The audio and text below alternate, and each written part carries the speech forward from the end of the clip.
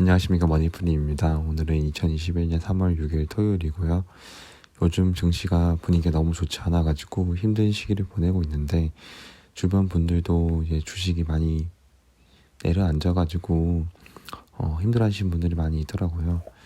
저는 사실 이것보다 더 힘든 마이너스 60%까지 가봤는데 2번이나 가봤습니다.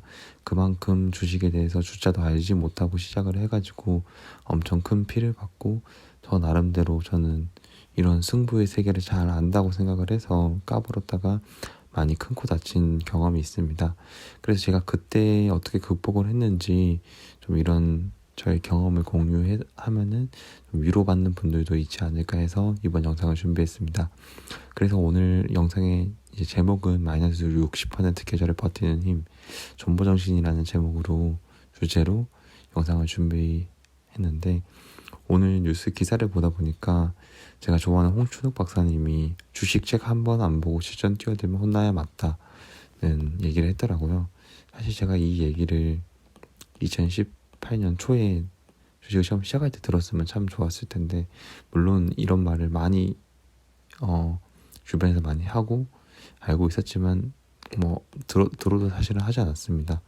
그래서 주식시장 한 번도 안 보고 저는 주식 실전에 뛰어들었거든요. 그래서 신나게 두들겨 맞았는데 어떻게 두들겨 맞았는지 실제로 보여드리도록 하겠습니다. 저는 처음 주식 시작한 게 2018년이고요.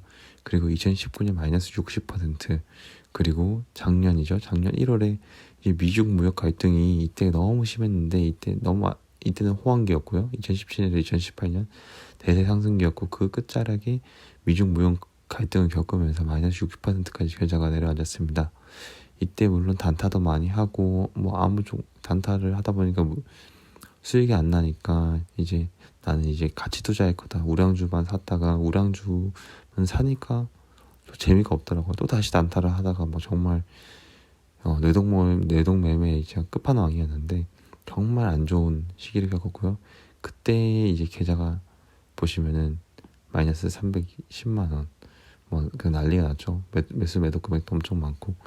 그리고 이제 진짜 2019년을 보내면서 뭐가 이때 엄청나게 이제 단타를 많이 하면서 경험 많이 했거든요.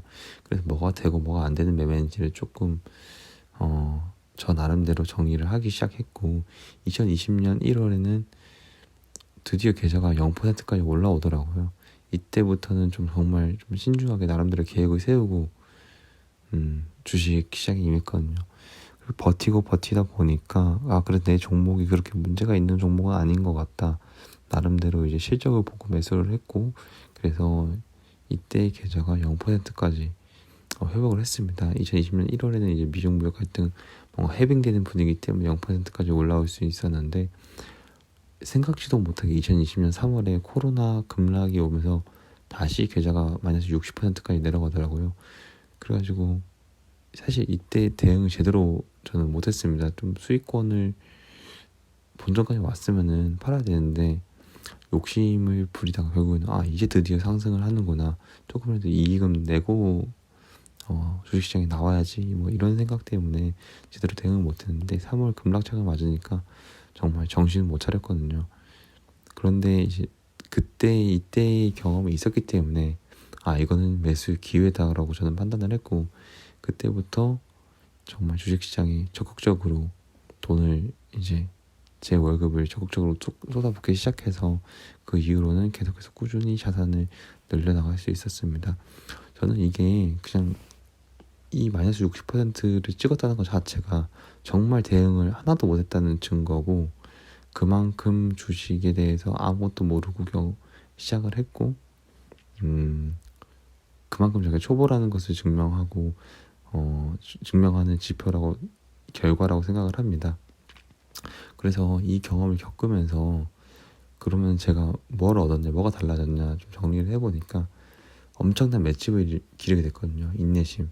마이너스 60%도 내가 잘못했다는 것은, 내가 종목 선정을 잘못했고 매수의 시기를 잘못했고 나쁜 습관을 가지고 있구나, 이것을 인정하니까 좀 인내심이 길러지더라고요. 인내심을 기르게 됐고, 그 와중에 저는 그래도 단타는 또 거르지 않았습니다. 이러다 보니까 이런 낙폭이 엄청 컸던 이런 증시 상황에서 경험치 몰빵 이벤트를 저는 했다고 생각을 하고, 그렇게 경험을 많이 쌓다 보니까 저에게 맞는 매매법을 찾았습니다. 사람마다 감당할 수 있는 상승의 폭, 변동성의 폭이 다르고, 이제 투자할 수 있는 시기, 매매할 수 있는 시기가 다 다르기 때문에, 그리고 시드 먼저 다르고요. 그리고 이제 만족할 수 있을 만한 수익의 범위, 내가 손절해야 되는 그런 뭔가 심리적 부담감, 이게 다 다르기 때문에 자기한테 최적화된 매매법을 찾는 게 중요하다고 생각을 하고, 그리고 이런 2년간의 이제 시장 흐름을 살펴보다 보니까 어떤 뉴스가 시장에 어떻게 영향을 미치고 어떤 종목에 영향을 미치는지, 이런 것을 좀 금리와의 관계, 환율과의 관계, 뭐 이런 정책과의 관계를 이해하게 됐고요. 그리고 옛날에는 시드머니가 별로 없다 보니까 막 신용 몰빵 해가지고 어떻게든 레버리지 투자해가지고 돈을 많이 벌고 싶고 빨리 벌고 싶고 그런 욕심이 있었는데, 이때 뭐 반대 매매를 몇 번 경험하다 보니까 욕심 부리면 결국 골로 가는구나, 욕심 안 부리면 어떻게든 이렇게 마이너스 60%에서 0%까지 기업이 잘 할 수 있구나, 이걸 버티려면 레버리지가 없어야 되겠구나, 이런 리스크 관리에 대해서도 자연스럽게 배우게 됐습니다. 네, 오늘 이제 어떤 현장에서 한 분이 많이 주식 때문에 힘들어 하시다고 하더라고요. 그래가지고 저보고도 주식을 하냐고 물으시길래 저도 주식 당연히 하죠, 이렇게 얘기를 하니까 제 계좌를 보여달라는 거예요. 그래가지고 계좌를 좀 보여드렸습니다.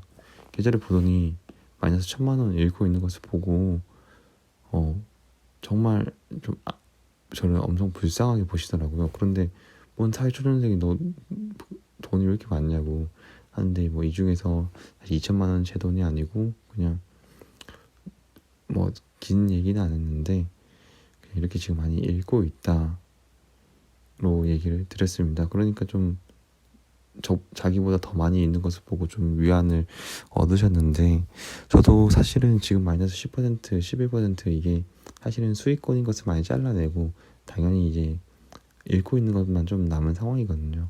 그런데 계좌를 보시면 아시겠지만 저도 결국에는 손절을 잘 하지 못했습니다. 이렇게 손절을 잘 못해가지고 손실이 큰 종목들이 많이 남아 있고요. 결국에는 지금 많이 물려있기 때문에 다 단타 칠 수 있을 만한 자금이 없습니다. 그래서 현재 단타도 제대로 못 치고, 그리고 손절을 제때 하지 못했습니다. 좀 계속해서 저는 주식시장을 낙관으로 보고 이런 위기가 있을 때마다 이거는 저점 매수의 기회로 삼아야 된다고 생각을 했는데, 그래서 결국에는, 그리고 너무 제 종목을 믿었던 나머지 손절을 제때 하지 못했습니다. 그리고 일단은 그래도 제가 선정한 종목은 앞으로 실적이 잘 나올 거고 미래에 이제 실적 주가가 상승할 만한 모멘텀을 계속 가지고 있다고 생각을 하기 때문에 급하게 지금 이렇게 공포의 시장에서 빠르게 손절할 생각은 없고요. 일단 홀딩해서 나가려는 거 하고 있고, 물론 마이너스 500만 원이 가장 큰 손실을 내고 있는 이 종목은 좀 종목 선정을 잘못했다고 저도 이제 인정을 하게 됐습니다. 그리고 마지막으로는 이제 그럼 결국에는 이렇게 상태 점검을 하면서 종목별로 어떻게 전략을 세울 것이냐, 수익 난 것을 잘라야 할지, 잘라서 물을 타야 할지, 아니면은 뭐 이런 것들 잘라내가지고 빨리 더 손실이 커지게는 잘라야 될지, 이런 것을 해야 되는데, 저는 결국에는 이거는 케이스 바이 케이스라고 봐요. 케이스 바이 케이스라고 보는데, 어떤 종목은 그렇게 대응하는 게 맞고 어떤 종목은 그렇게 하지 않는 게 맞다고 생각을 해가지고, 이거는 종목별로 실적이 더 잘 나온다고 하면은 그런 장기 보유하는 게 전 맞다고 생각을 합니다. 그래서 이제 오렌 버핏이 말했던 게 무조건 휘두를 필요가 없다고 하잖아요. 이것이 야구 선수라고 생각을 하고 좀 그려봤는데, 야구 배트를 그려보고 이렇게 스트라이크 존이 있다고 하면은 지금까지 작년 증시는 공이 다 이 안으로 들어왔어요. 그래가지고 뭐 어떻게 아무렇게나 쳐도 다 안타, 다 출루할 수 있는 상황이었는데, 지금 이 공이 이 스트라이크 존으로 안 들어오고 다 이렇게 빠져나가거든요. 공이 스트라이크 조금 안 들어오거든요. 근데 저도 작년 증시에서는 저는 뭐 크게 휘두르다기보다도 그냥 여기 이렇게 번트를 대고 있었다고 생각을 합니다. 번트를 대고 있어가지고 그냥 와서 맞아준 거예요. 제가 엄청나게 막 5루타, 10루타 종목 이렇게 크게 본 것도 아니고 그냥 짜잘짜잘하게 벌었는데, 아, 이렇게 증시 호황일 때는 그냥 돈을 넣어놔야겠다. 물론 저 나름대로의 종목 선정을 하고 하긴 했지만 저는 그냥 번트 정도 돼가지고 이렇게 시장 수익률보다 조금 더 상회하는 수익을 냈다고 생각을 하고, 이렇게 증시가 지금 현재 안 좋을 때는 단타도 하지 않고 큰 자금을 넣지 않고 않는 게 맞다고 생각을 합니다. 물론 이거를 정말 저점 매수의 기회로 삼아가지고 큰 수익을 낼 수는 있지만 조금 더 상황이 안정되는 것을 보고 실적이 확인되는 것을 보고 들어가도 나쁘지 않다고 생각을 하고요. 이렇게 증시 호황일 때까지 기다려서 좀 먹는 그런, 우리가 물론 개인 투자자가 계속해서 실적을 내야 되는 건 아니잖아요. 그냥 기다리면 되는 거니까 현금을 가지고 기다리고 있다가 다시 증시 상황이 좋아졌을 때 그런 것들을 좀 저점 매수로 계속 종목을 골라 담는 그런 대응이 필요하다고 생각을 합니다. 그래서 저는 이럴 때 제가 전업 투자자가 아니라 월급쟁이라는 것이 정말 감사한 게 따박따박 월급이 들어오니까 이렇게 증시가 하락할 때 그냥 좀 어떤 것을 물을 타야 할지 이런 것을 잘 대응을 하면서 어느 정도 마음의 여유가 있는 것 같고요. 그리고 저는 요즘에는 이제 배당주에 좀 관심을 많이 갖고 있는데, 제가 크게 관심 가지고 있는 종목은 대신증권이나 아이마켓 코리아 이런 주식이 있는데, 이런 주식들을 보니까 대신증권 같은 경우는 시가 배당률이 한 8% 내지 9% 정도 되는 것 같고, 아이마켓 코리아도 한 6.9%에서 한 7% 정도가 되더라고요. 그래서 제가 요즘 가지고 있는 전략은 이런 고배당주를 지금 한 몇백만 정도 매수를 해놨는데, 예를 들어 100만 원을 매수를 하면은 시가 배당률 10%로 잡으면은 107만 원이 저는 배당을 받는다고 가정하에, 그리고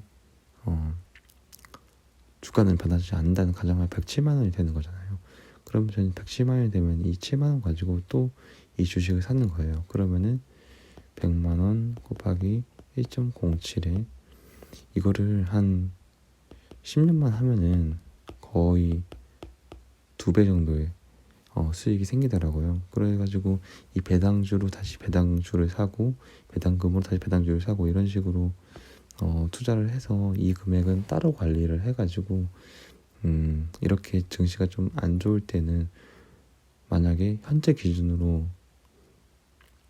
시가 배당률이 7%인데 주가가 떨어지면은 배당금은 그대로 유지되는 거고, 그럼 시가 배당률은 현재보다 더 올라가는 거잖아요. 그래서 이렇게 고배당주는 이렇게 증시가 안 좋을 때 더 싼 가격으로 잡아두면은 정말 높은 배당 수익률을 기대할 수 있겠다. 그 배당 수익률로 어느 정도 제가 연에 가져갈 수 있는 배당금을 확보해주는 그런 포트폴리오도 괜찮을 것 같다는 생각을 하면서 요즘 증시를 좀 보내고 있습니다. 증시 분위기가 너무 좋지 않아가지고 힘드신 분들이 많을 텐데 좀 이렇게 버틸 수 있는 좀 인내력을 가지고 만약에 본인 종목이 정말 똘똘하다면은 좀 버티셔도 좋을 것 같습니다. 네, 그러면 여기까지 영상을 시청해 주셔서 감사합니다.